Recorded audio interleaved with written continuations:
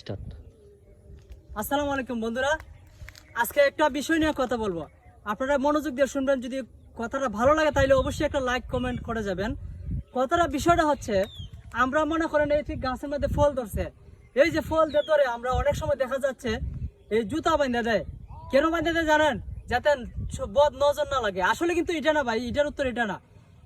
আল্লাহ পাক রব্বুল আলামিন কোরআনের মাধ্যমে ফায়সালা করে দিয়েছেন, আপনার যদি একটা ভালো ফল ধরে তাইলে এই ফল গাছের মধ্যে কি দিবেন জানেন?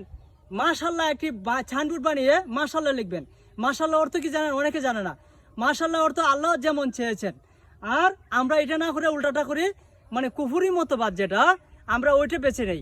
আসলে ভিডিওটা যারা দেখবেন, যদি আমার কথাগুলি ভালো লাগে অবশ্যই একটি কমেন্ট করে যাবেন। আজে বাজে ভিডিও দেখলে তো কমেন্টের অভাব নাই, কিন্তু ভালো ভিডিওতে কমেন্ট পাওয়া যায় না ভাই।